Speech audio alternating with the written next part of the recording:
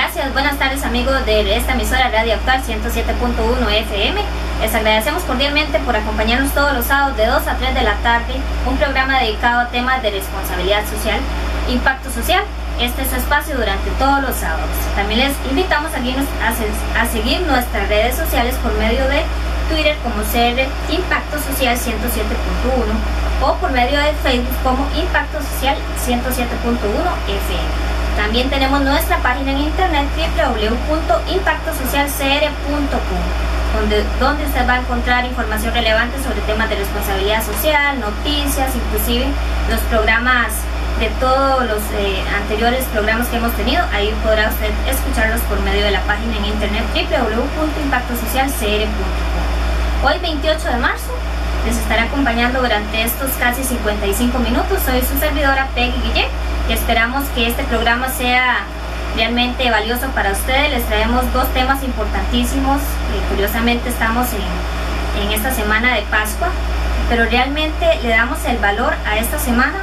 Realmente sabemos qué significa nuestra vida y realmente aplicamos estos días para reflexionar, estar en familia, inclusive para hacer prácticas que no hacemos normalmente. Bueno, precisamente hoy arrancamos con uno, y son las prácticas saludables en la alimentación. Esta semana normalmente las familias toman estos días para descanso, para salir en familia, tener esos días de playita, de paseíto, ¿verdad? Pero se les olvida alimentarse, hidratación, o inclusive pueden quedarse en sus casas, pero que realmente lo que debo hacer con mis hijos, con mi familia, ¿verdad? Precisamente para esto nos acompaña hoy doña Irene Ajun Jiménez, quien ella es nutricionista y es miembro del Colegio de Profesionales de Nutrición en Costa Rica. Muy buenas tardes, Irene. Muy buenas tardes. Bueno, más que todo yo quería ampliar un poquito el tema, ¿verdad?, que mencionabas con respecto a la Semana Santa. Sí es importante, recalcar unos conceptos nutricionales, ¿verdad?, antes de, porque a veces pensamos que la Semana Santa las comidas se enfocan más que todo en enlatados, ¿cierto? ¿Verdad? A veces pensamos, bueno, que no se puede comer carne, entonces pensamos en el atún, pensamos en sardinas, pero hablamos de mucho enlatado. ¿Qué pasa con estos alimentos? Bueno, estos alimentos tienen bastante sal, sodio, ¿verdad?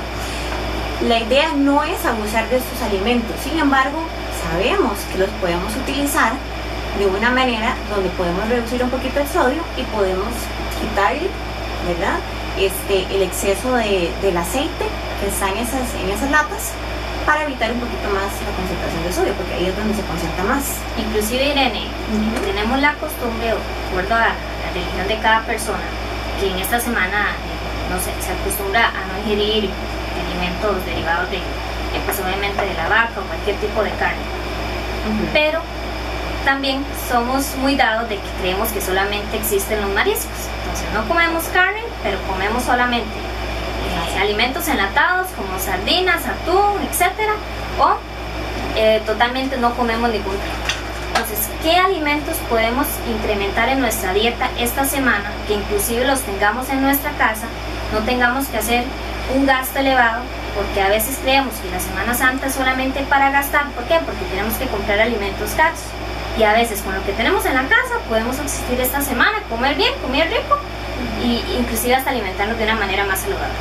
Sí, correcto. La idea es ahorita en esta semana aprovechar, ¿verdad?, lo que son frutas de temporada, por ejemplo, que eso salen cómodas, que son fáciles de preparar, ¿verdad? Sin embargo, ahora les voy a detallar un poquito más que todo la parte de manipulación. Pero sí podemos aprovechar la parte de frutas y vegetales, incluirlas en nuestra dieta de parte. También tenemos a los niños en la casa y enseñarles también a comer frutas y vegetales en este momento, más que tenemos tiempo, ¿verdad?, los padres están con ellos. Entonces la idea es aumentar ese tipo de alimentos porque tienen fibra, ¿verdad?, y aparte de que también nos pueden ayudar con un poquito a la hidratación porque contienen agua. Muchos alimentos, ¿verdad?, nos ayudan a hidratarnos, ahora hace mucho calor, y también nos ayuda a reducir el estreñimiento, que también es muy común en esta época. Entonces básicamente nos ayudamos con la fibra que tienen estos alimentos para poder ir mejor al baño. ¿Y qué opciones Tal vez recetas no, porque creo que eso no es el área suya, sino más bien el cuidado que debemos tener con los alimentos. Pero hay opciones que deben, inclusive tenemos alimentos en nuestro hogar que ni siquiera los utilizamos. Que decimos, no, pues esto no tengo nada que hacer, tenemos tal vez unas papas, olores, culantro, cebolla, y no nos da la mente que podemos hacer un picadillo. ¿Qué opciones podemos hacer esta semana evitando las carnes? Podríamos hacer, por ejemplo, utilizando la base de verduras, ¿verdad? Hablando como la papa, ¿verdad? Que tú mencionabas, podríamos hacer unas papas rellenas de atún, por ejemplo. O podríamos agarrar, en lugar de utilizar enlatado, ¿verdad? Podríamos usar pescado, ya sea una tilapia o un filet, y lo podríamos arreglar con tomate, ¿verdad? Podríamos hacer una salsita de tomate pero natural. Podríamos utilizar un ceviche, ¿verdad? También en casa. Obviamente, claro, hay que tener cuidado a la hora de prepararlo para no contaminarnos. Inclusive en refrescos. Normalmente vamos al supermercado y lo más fácil es comprar una gaseosa o una bebida que ya venga embotellada. En nuestra casa podemos hacer con lo que tengamos, inclusive hasta un fresco de limón. Correcto. Que es tan rico y bien frío, yo creo que es riquísimo, quita la sed y más para esta semana, ¿verdad? Pero otras opciones me imagino que pueden haber, que pueden funcionar, y bajamos un poquito el consumo de azúcar, claro, y aprovechamos el azúcar natural haciéndolo en frescos sin agua, claro. Vamos de paseo. Estamos acostumbrados generalmente a pedir mariscos, porque si es Semana Santa nos aprovechamos de eso. Correcto. En algunas otras ocasiones yo creo que la mayoría de familias ha tenido que pasar situaciones de que se han intoxicado, les ha caído mal algún pescado y le echamos la culpa al restaurante o a la persona que lo preparó. ¿Realmente es así? O a veces no somos nosotros mismos cuidadosos de lo que estamos comiendo, ¿verdad? Sí, probablemente, bueno, pasan varias situaciones, ¿verdad? Puede ser desde la persona que manipuló el alimento, que sí es cierto, puede ser que en el restaurante no hayan tomado las medidas adecuadas. Pero, por ejemplo, desde nuestra casa también se nos olvida, si vamos a cocinar, se nos olvida también que nosotros podemos, obviamente, llevar una mala manipulación y nos contaminamos. Y contaminamos a todos los que estén en esa casa. Sí es muy importante cuando nosotros vamos a conseguir en el mercado lo que es pescado y mariscos. Ellos son muy sensibles a las temperaturas, ¿verdad? A los cambios de temperatura bruscos. Entonces hay que tener mucho cuidado, pues obviamente a la hora de seleccionarlos, también a la hora de refrigerarlos, básicamente. Pero por ejemplo, si yo voy a seleccionar un pescado, ¿qué es lo básico que yo tengo que ver en ese pescado?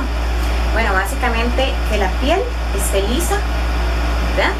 Elástica, más que todo, que las escamas no se deben soltar fácilmente, que los ojos del pescado sean sobresalientes, firmes, y que las aletas, en el caso cuando es un pescado entero, que si las aletas estén en buen estado también. ¿Qué pasa con los mariscos o los crustáceos? También ellos tienen una característica, básicamente es el olor, el color que ellos tienen, hay que fijarse muy bien. También hay que ver que el marisco no se desprenda fácilmente de sus partes. Eso me indica un deterioro en el producto. Entonces a la hora de seleccionarlo es importante ver eso, ¿verdad? Eso puede suceder normalmente cuando lo estamos preparando en el sartén, no sé si es frito un pescado, que a veces se nos despedaza un poquito. Puede ser porque esté un poco viejo. Puede ser una característica, claro. Igual de todas maneras también el sabor es un indicador. Entonces, por ejemplo, si ya en el caso del marisco o un pescado tiene un sabor como ácido o amargo, en ese caso es mejor desecharlo, no jugarse. ¿Qué nos recomienda en cuanto a congelación de mariscos? Creemos que lo que esté refrigerado en el congelador, prácticamente congelado, va a durar más, pero en mariscos es lo correcto, congelarlos. Sí, si no los vamos a usar inmediatamente, bueno, también, por supuesto, si yo sé que necesitan un periodo, se pueden congelar.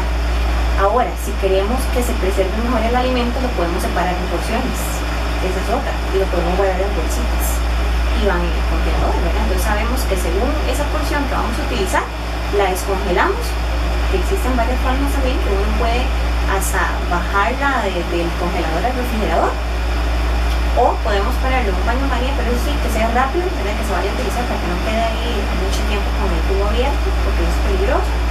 Y si no en microondas, pero también tiene que ser si lo vamos a utilizar inmediatamente, ¿verdad? adiciones que hacemos en estas hornear empanaditas de piña, de chiverre, que pan dulce, que pan salado. Esta semana yo creo que incrementamos el peso, las calorías y otras cuestiones.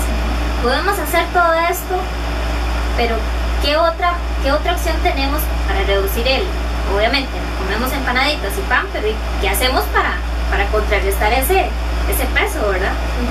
Bueno, existen también, obviamente es difícil decir y recomendarles, ¿verdad?, que no se coman del todo. Por supuesto sí se van a comer un poco. Lo ideal es no exceder esa cantidad también. ¿Por qué? Porque si nos excedemos, ¿verdad?, obviamente vamos a adicionar azúcar a nuestro cuerpo, entonces eso va a producir grasa corporal. Pero bueno, hay varias opciones. Podemos buscar recetas, tal vez hasta puede haber, ¿por qué no?, un arroz con leche, ¿verdad?, que sea light, por ejemplo. O simplemente también podemos mantenernos activos físicamente. Esa es otra forma de quemar calorías, ¿verdad? Y tomarles un tiempo, ¿verdad? Más que todo, definirles un tiempo en el momento que yo me voy a comer las empanaditas. Tal vez definir que va a ser en una merienda, pero no dejarlo todo el día libre, ¿verdad? O saber decirle a la gente, mira, tal vez, bueno, ya me estoy tal vez en una comida, tal vez en otra, en la que sigue, no, ¿verdad? Hay que saber decirlo también. Inclusive también en los tiempos de comida, sí. Durante el día, digamos que no hagamos desórdenes, pero podemos darnos el gustillo de comer alguna que otra golosina. Por la noche me imagino que deberíamos de cuidarnos más. Bueno, igual son las mismas calorías durante el día, por supuesto. Entonces, corrígame. Estoy pecando. En ese caso, no, la idea, pues, obviamente es tener sus tiempos, claro. No hay que saltárselos, porque si en realidad si yo omito algún tiempo, pues obviamente en el otro tiempo que sigue probablemente tenga un poquito más de hambre. Sin embargo, en la noche, pues obviamente como es un momento de que vamos a descansar, lo ideal es no comer exceso de calorías porque sabemos que no las vamos a gastar en ese momento. Pero de que en sí la empanadita haga una diferencia porque sea de la noche a la mañana, probablemente no es la cantidad. Y a la hora de elegir esos productos para nuestras empanadas, yo sé que todo va a tener calorías y azúcares y demás, pero de alguna u otra manera podemos reducir. Podemos reducir, sí, claro, pero como te decía, podemos buscar hasta opciones. Si queremos cuidar la línea en ese momento, podemos utilizar esos sustitutos de azúcar, si fuera el caso, ¿verdad?, a la hora de prepararles. Y nos por lo menos que no nos quede el remordimiento de que comemos tantos dulces en esta semana. Correcto.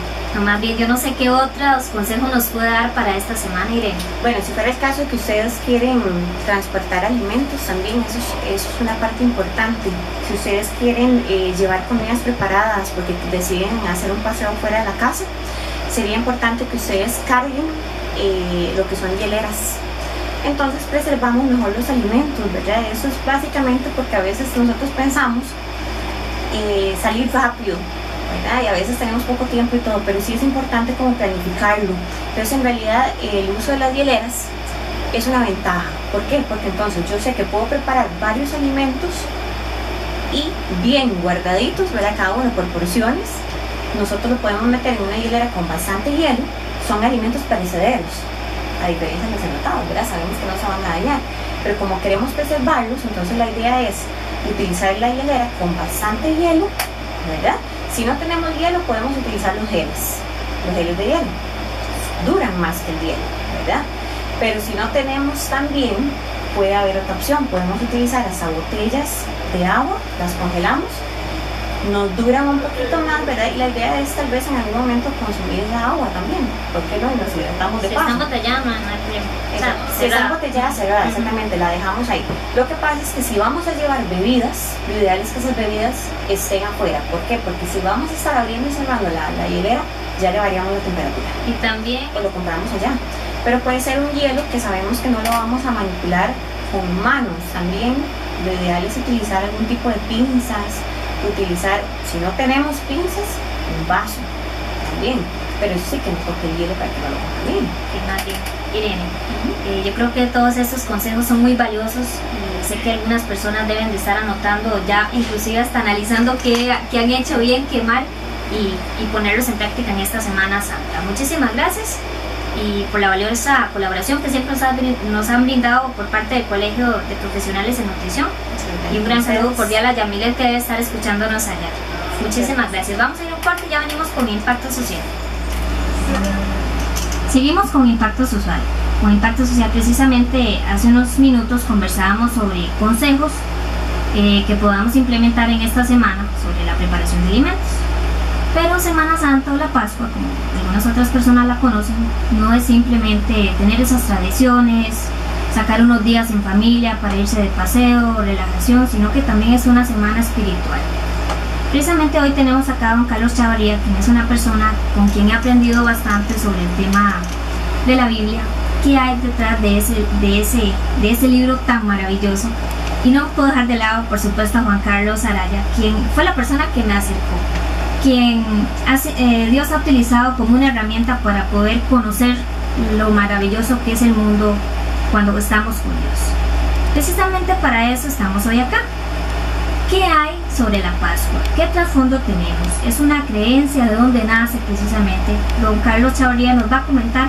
Es un experto en este tema de la Biblia. Ha leído durante años y se ha ido preparando conforme Dios le ha enviado estas virtudes, y ha preparado muchas otras personas sobre cómo vivir basándonos en una filosofía que es la Biblia. Muy buenas tardes y bienvenido. Muy buenas tardes, Peggy, Juan Carlos. Es un placer estar aquí. Muchísimas gracias por la invitación y sobre todo cuando pues se me permite compartir lo que he aprendido ya un poco más abierto, más público, ¿verdad? Te tengo que explicar que la Pascua, aunque es conocida como tal a partir de la salida del pueblo de Israel de Egipto, quiero recordarles que en Egipto Israel estuvo cautivo 430 años y al cabo de los cuales nace un caudillo, Moisés, que es conocido por muchos, y Dios decide liberar al pueblo. Para eso suceden, ya la mayoría los conocen la historia, las 10 plagas, y quiero aprovechar para explicarles que las plagas son o representan a los 10 dioses egipcios. ¿Por qué hace Dios esto? Porque Dios quiere darnos a los hombres que tratamos de satisfacer nuestras vidas sin Él, hasta el vómito de lo que adoramos o seguimos, y por eso Dios les dio hasta el vómito de cada una de las cosas que ellos adoraban. Uno de los dioses en Egipto era el primogénito. Se adoraba, se le daba un lugar en jerarquía social muy grande, y por eso es que la última plaga es la decisión de que muere el primogénito. Y ahí es donde establece Dios la fórmula para que pueda librarse las familias de la muerte de sus primogénitos. Y Dios dice en Éxodo 12 de que se iba a ofrecer un sacrificio, un cordero, de acuerdo a ciertas especificaciones, y ellos debían de ofrecer el sacrificio, tomar la sangre de esos animales y rociar los dinteles de las puertas y las ventanas, para que cuando el ángel de la muerte pasara, no matara a los primogénitos. ¿Por qué la muerte pasaba? Bueno, porque la muerte no come muerte. ¿Me explico? O sea, si ya había una muerte, no tenía por qué pasar. Este cordero tipificaba la muerte sustitutoria del primogénito que estaba dentro de las casas. Por lo tanto, la muerte pasaba de lejos porque la sangre representaba que ya había habido una muerte. Entonces, cuando pasaba por una casa donde no había sangre, entonces el ángel entraba y mataba al primogénito. Los judíos fueron advertidos al respecto. No vayan a pensar que solo ellos, también los egipcios, y ellos no hicieron caso, incluyendo a Faraón, que pierde a su primogénito. Entonces, ahí es donde se establece el concepto de Pascua. ¿Qué es la Pascua? La celebración judía de la salida de su pueblo del cautiverio en Egipto. Pero la pregunta que yo me haría es, ¿este es el verdadero origen? Ahora, el origen de la palabra Pascua y la celebración de la fiesta, sí. Pero el origen de este concepto de cordero sustitutorio no nació allí. Vamos a devolvernos, si se puede con tiempo, al Edén. En el Edén, Dios, ya usted sabe, la mayoría conoce la historia, Dios hace a Adán y a Eva, ellos fallan, y en ese momento, cuando ellos se descubren desnudos, con vergüenza, el pecado vino a sacar del hombre cosas que Dios no planeó, miedos, vergüenza, etc. Y ellos huyeron de la presencia de Dios entre los árboles del huerto. Ahí es donde nace el escape. Hoy los escapes son muy variados: alcohol, depresión, manías, etcétera, ¿no? En ese tiempo ellos solo acudieron a escapar detrás de los árboles. Y Dios hace aparición en escena y llama a Adán. Desgraciadamente, Hollywood ha tratado de destruir el verdadero concepto bíblico que Dios pretendía que los hombres entendieran. ¿Qué era lo que Dios pretendía? ¿O qué es lo que están tratando ellos de destruir? Que el verbo o el mensaje escrito tenga imagen, pero una imagen distorsionada. A ver, te voy a dar un ejemplo. La mayoría de las escenas presentan a Dios diciendo ¡ah! ¡ah! Como enojado, ¿verdad? Y en realidad eso no es la verdad. Dios hace aparición en escena y lo llama con el mismo amor con que siempre lo había llamado. Una cosa es que Adán, al pecar, destruyó, y esto está comprobado, casi que el 96% de la capacidad cerebral. Dicen los entendidos que usamos solo el 4%. Bueno, dentro de ese 4% se encontraba el conocimiento en Adán, aún después del pecado, de que Dios todo lo sabía. Y en ese momento él se da cuenta de que Dios sabe lo que pasó, porque es Dios. Y a la vez descubre que el amor de Dios por él no ha sido afectado. La religión nos presenta un Dios enojón, un Dios que se frota las manos esperando que nos muramos, ¿no?, para castigarnos. Pero la Biblia presenta otro tipo de Dios, un Dios amoroso, misericordioso. Entonces, el amor de Dios es lo que hace que él salga detrás de los árboles a enfrentar lo que hizo. Y ahí es donde Dios ofrece a vista y paciencia de Adán y Eva una muerte, porque hay un principio que gobierna la Escritura, y es que la paga del pecado es la muerte. Así es que o muero yo o muere otro. Ahí es donde aparece una muerte sustitutoria. Ahí es donde por primera vez, si lo viéramos como una obra de teatro, se abrió el telón y vemos al primer cordero muriendo. Dios toma las pieles de ese que murió y cubre la desnudez de Adán y Eva, que anteriormente habían utilizado las hojas de higuera para cubrir su desnudez. ¿Ok? ¿Qué tipifica esa desnudez? ¿Ok? ¿Qué tipifica las hojas de higuera? Tipifica la religión. La religión es creación de Dios. Es creación de Dios. Entonces, cuando Dios hace aparición en escena, en ese momento quita la creación del hombre. Ellos crearon un delantal de hojas de higuera para cubrir la desnudez. Dios la quita y pone las pieles de quien murió en lugar de ellos.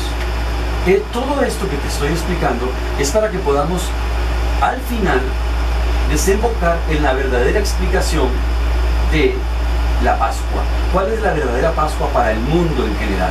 Para la historia de la humanidad, ¿verdad? Entonces, aquí aparece la primera muerte sustitutoria. Ahí aparece el cordero y cómo se toma de la misma piel del animal para cubrir en un sentido el pecado de ellos. Podríamos aplicarlo a nuestra vida diaria, en esta semana, hacer una diferencia de lo que hemos hecho atrás y lo que podemos mejorar en nuestra vida. O sea, podemos aplicar ese mensaje a nuestra vida. Claro. No es hacer ese ritual, pero sí el ritual en nuestro espíritu, en nuestro corazón, de aceptar a Dios, a los que no lo tienen. Claro, claro. Usted me corrige. Todo eso, todo lo que te estoy diciendo, como bien lo dice el Nuevo Testamento, es apenas sombra, una explicación práctica de lo que había de venir en beneficio de la mayoría. ¿Ok? Porque todo eso solo parece historia. Y más, hasta parece un medio ritual, ¿verdad? Pero eso tiene una explicación práctica para nuestras vidas, ¿verdad? Entonces, volvemos. La primera escena, vemos al primer cordero muriendo. Ahora lo volvemos a ver en la segunda escena, cuando Caín y Abel ofrecen un sacrificio. Caín trae el producto de su trabajo, él labraba la tierra y trae lo mejor de la cosecha. Y lo mejor de la cosecha, del trabajo de Caín, es rechazado.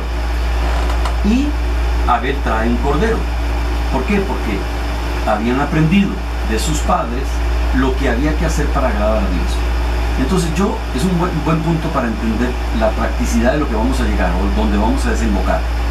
Aquí están representados los dos seres humanos. Uno, el hombre que trae a Dios lo que él supone que Dios le va a recibir de acuerdo a su esfuerzo personal, que va a ser rechazado. Anticipadamente Dios lo dice. Y el hombre que trae a Dios lo que Dios sencillamente pidió. ¿Dios pidió esfuerzo humano? No. Hay conceptos que la sociedad maneja completamente equivocados por ignorancia de la Escritura. ¿Cuántas veces hemos oído esta frase? Ayúdate que yo te ayudaré, no está en la Biblia. A Dios rogando y con el mazo dando tampoco está en la Biblia. Y una amiga le dijo a otra, acuérdate que la Biblia dice, al tonto ni Dios lo quiere, tampoco lo dice la Biblia. Está claro. Hemos ido incrementando esas frases a conveniencia de cada persona. Exactamente. Tristemente, una vez escuché a un político muy importante de este país diciendo, como dice la Biblia, ayúdate que yo te ayudaré. Y yo dije, no lo puedo creer, que lo estoy diciendo con tanta seguridad, eso no lo dice la Escritura. Muy bien. Entonces, volvamos a Egipto. Una muerte sustitutoria salva a Israel y lo libera. ¿Ok? Bueno, de ahí en adelante, Israel empieza a practicar esa Pascua en celebración a la liberación del pueblo de Egipto.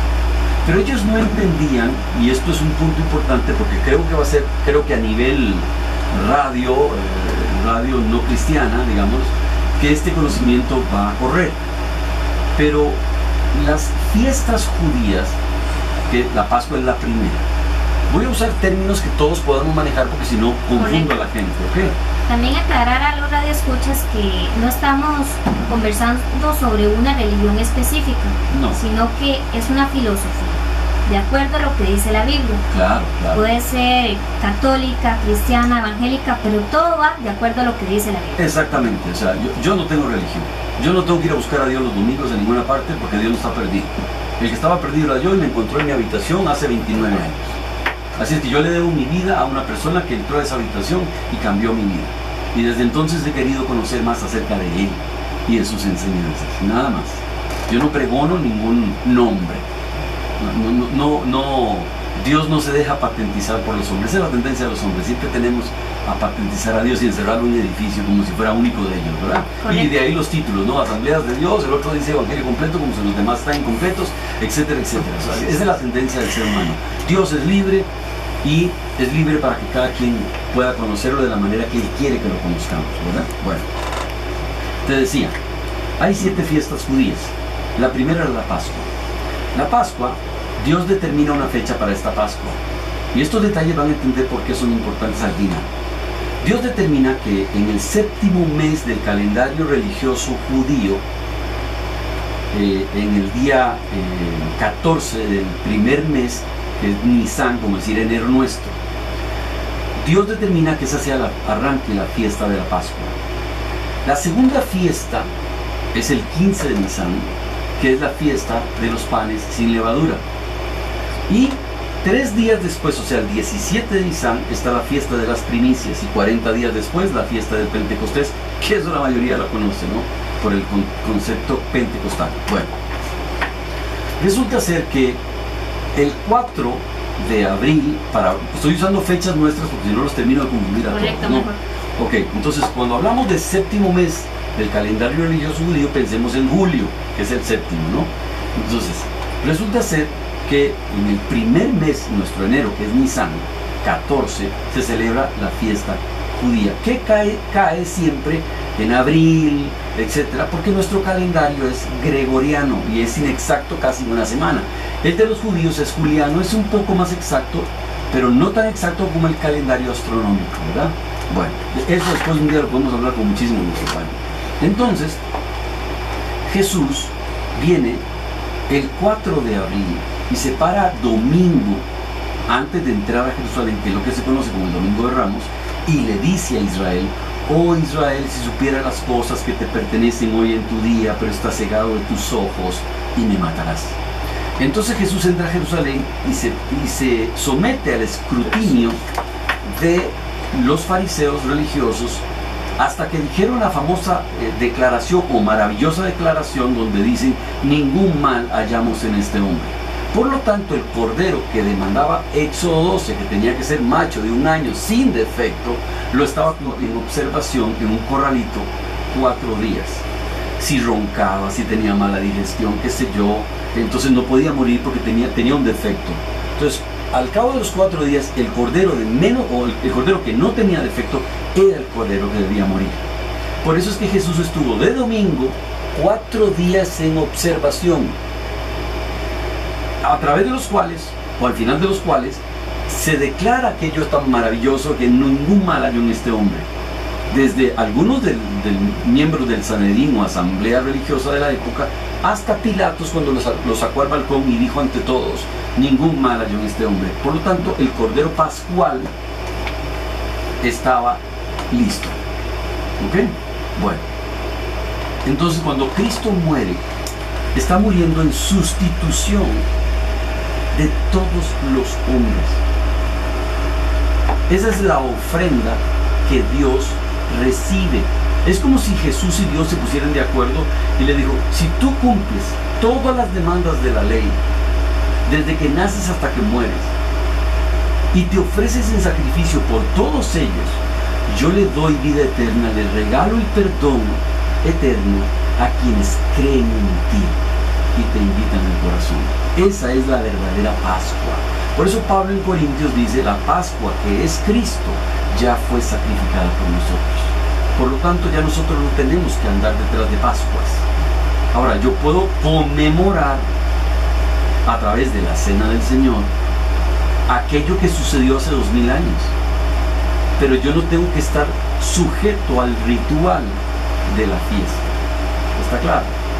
Entonces, ¿qué es lo que la mayoría de la gente no ha oído en relación a la verdad de la Pascua?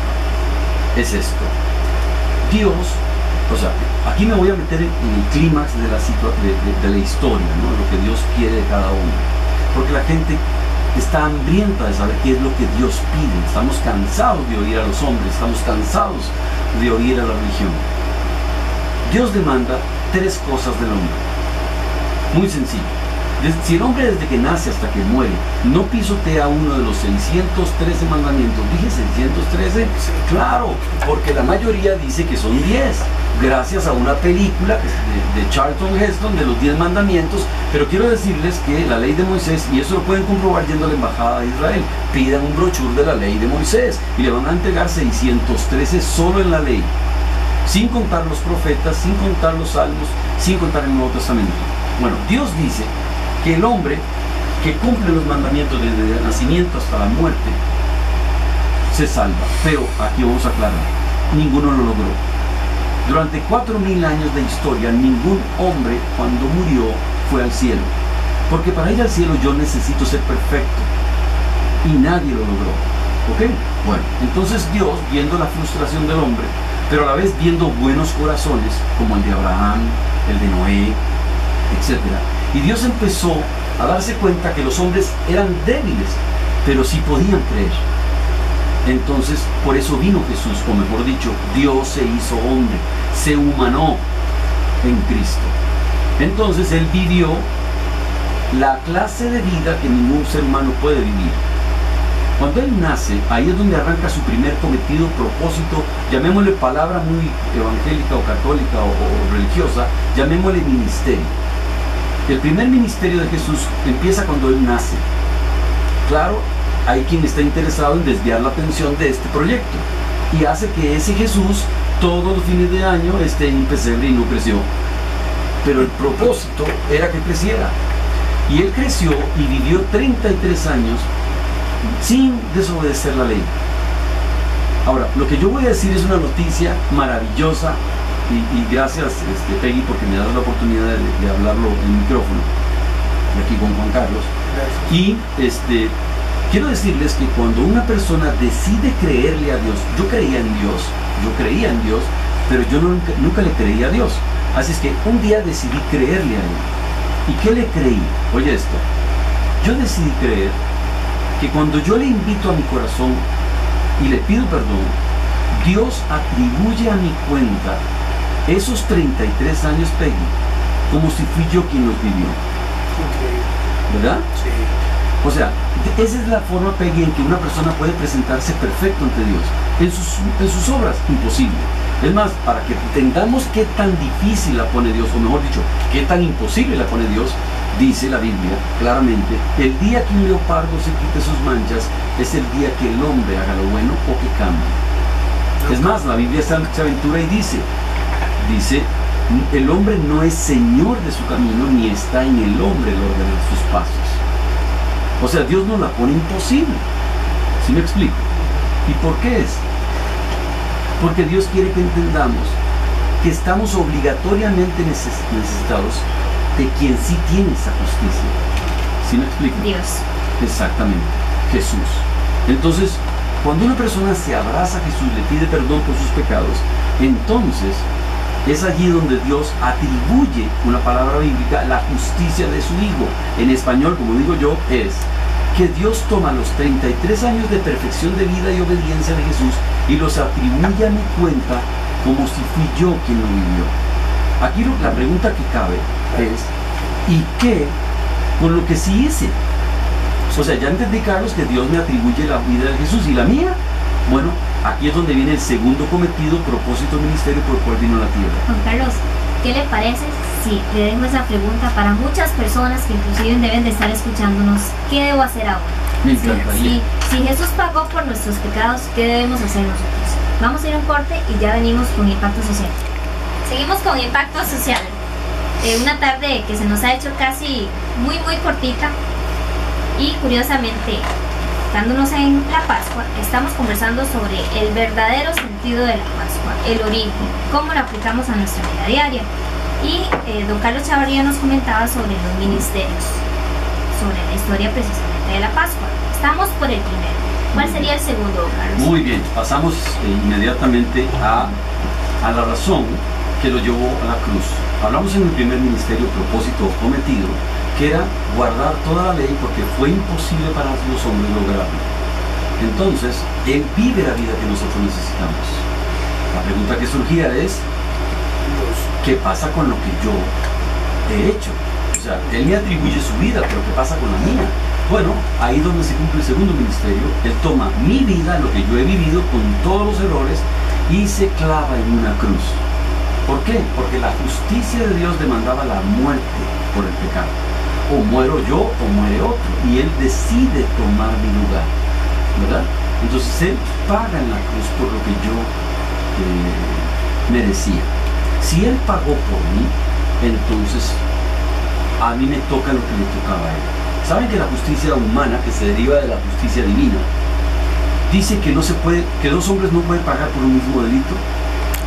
Así es que si el inocente es muerto, por decir, en la silla eléctrica, aunque el culpable lo declare después de muerto el inocente, la justicia tendrá que liberarlo. Por si no lo sabe. Don Carlos, la pregunta que me nace después de todo esto tan interesante es: ¿por qué los mandamientos están en singular y no en plural? Sí, los mandamientos están en singular porque Dios nunca pretendió que fuera un mandato, una imposición a los hombres. Es más, nuestra maldad lee los mandamientos como si fueran negativos. Y en realidad los mandamientos son promesa. A ver, ¿cómo lo digo? Tácitamente hablando, hay un nombre allí que es Jesús. Cuando nosotros aceptamos a Jesús en el corazón, el mandamiento se escribe de esta manera en el corazón: te prometo que no lo harás, te prometo que no fornicarás, te prometo que no robarás. Y por eso es que una persona, cuando ya toma su decisión por el Señor, ya no quiere vivir igual. Claro. ¿Me explico? Porque está en singular. Es algo que Él debía cumplir y lo quiere cumplir Él a través de mí. ¿Me explico? Bueno, pero volvamos al punto de la cruz. Entonces, Jesús paga en la cruz por lo que nosotros merecíamos. ¿Para qué? Para que a mí me toque lo que le tocaba a Él. A Él le tocaba todo. Yo estoy en las reuniones que tengo enseñando sobre el Salmo 16, y les digo a la gente que cuando Jesús se abrazó a la cruz, Él pagó mi muerte, sufrió mi infierno y me liberó para siempre. Al morir y luego resucitar, que sería el tercer cometido, Él me devuelve todo lo que yo perdí. Y escuchen lo que voy a decir. Imaginemos un casino obsesionado por la suerte, apostando cada cosa de mi vida, y cuando me quedó una sola ficha, es como si Jesús me lo hubiera pedido y me hubiera dicho, ¿me permites apostar por ti?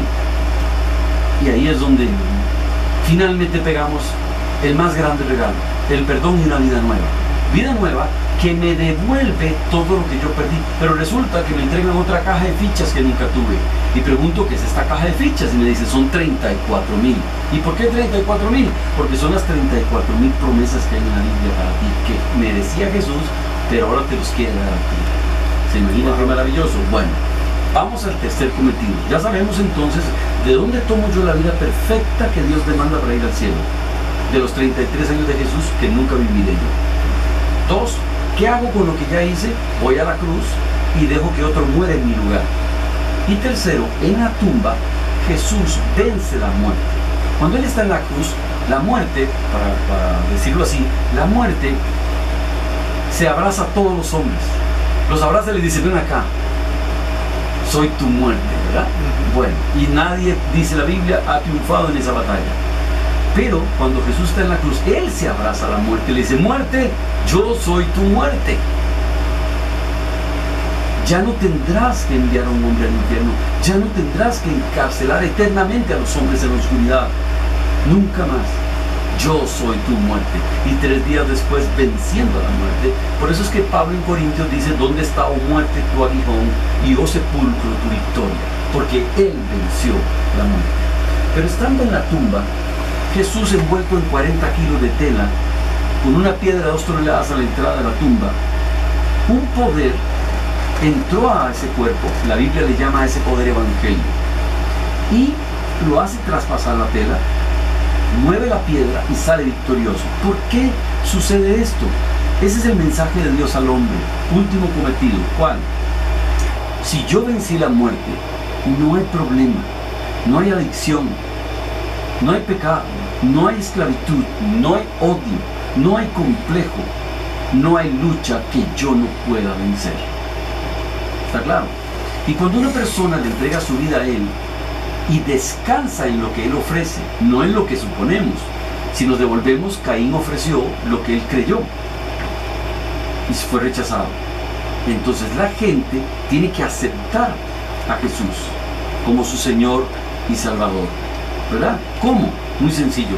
Hemos pecado. Yo no necesito un tratado de teología aquí para hacer entender a la gente que todos hemos pecado, todos lo sabemos. Entonces yo lo que tengo que saber es lo que Dios me ofrece, y lo que Dios me ofrece es la vida perfecta de Jesús, la muerte sustitutoria de la cruz, que es la verdadera Pascua, y el poder de la resurrección para levantarme a una vida nueva. ¿Saben, Peggy, Juan Carlos, saben cuál es el más grande sueño de la humanidad hoy? Cambiar. Usted dirá, no, dinero, fama, sí, pero todo eso es para Don Carlos, cambiar. ¿de qué manera una opción más fácil para todas las personas que nos están escuchando en este momento podemos aceptar a Jesús en nuestro corazón? Sí. Orando. ¿Cuál es la forma más fácil? Muy sencilla. ¿Sabes? Yo por muchos años quise buscar eso y no lo hallé. Yo no sabía que el famoso arrepentimiento del que habla la Biblia es tan sencillo como este versículo que dice: he aquí, yo estoy a la puerta y llamo. Si alguno oye mi voz y abre la puerta, yo entraré a él y cenaré con él y él conmigo. Era tan sencillo como abrir el corazón, y eso sí lo puede hacer el hombre. Podemos aceptar a Jesús en este preciso momento, sí, por medio de una oración, porque perfecto, ya estamos llegando casi al tiempo, sí, yo lo sé, claro que sí. La oración, están haciendo caras. La oración es muy breve. Si ahí donde estás, en tu casa, no sé si estás en un hotel o descansando o trabajando, si te atreves a creerle a Dios, dejar de creer en para creerle a Dios lo que Él te ofrece, lo tienes que decir con una sencilla oración. La Biblia habla de que si confiesas con tu boca, así es que hay que orar. Y ahí donde estás, te voy a pedir que inclines tu cabeza, cierres tus ojos si quieres para no desconcentrarte, y te diriges a Dios a través de estas palabras. Me dirás, bueno, Carlos, necesito que me guíen porque no sé ni qué decir. Pues dame la oportunidad, ahí donde estás, de poderte guiar en una oración. Repetir por repetir no los va a salvar, pero si lo hacen con todo el corazón, la Biblia dice: el que invoca el nombre de Jesús será salvo. Vamos a invocarlo entonces, ¿está bien? ¿Ven? Así es. Bueno. Señor Jesús, quiero darte gracias en esta tarde por traer a mis oídos esta preciosa verdad de lo que finalmente tú quieres de mí y demandas de mí. Yo reconozco que he pecado, reconozco que he vivido mal, muy lejos de ti, pero también entendí que tú no quieres que yo me pierda. Has hecho todo lo que estuvo a tu alcance para salvarme. Hoy entendí por qué viniste al mundo. Viniste a vivir la clase de vida que me es imposible a mí, para acreditármela a mi cuenta el día que yo te acepte. También entendí por qué pagaste una cruz. Era para quitar el pecado que estaba en mí, y con tu santo de los muertos es el poder que quiere entrar a mi vida hoy y transformarme a una vida nueva. Señor Jesús, creo en ti, sé que eres el Señor Dios, y creo que resucitaste, estás vivo. Y como estás vivo, te quiero pedir que entres en mi corazón. Te abro la puerta de mi vida. Cambia y usa mi vida para lo que quieras. En el nombre de Jesús te lo pido y te doy las gracias. Amén. Con esta bella oración nos despedimos, amigos Radio Escucha. Los esperamos el próximo sábado a partir de las 2 de la tarde por Radio Actual 107.1 y los invitamos a que acepten a Jesús en sus corazones. Buenas tardes y muchísimas gracias, don Juanca y don Carlos. Muchas gracias, Peggy.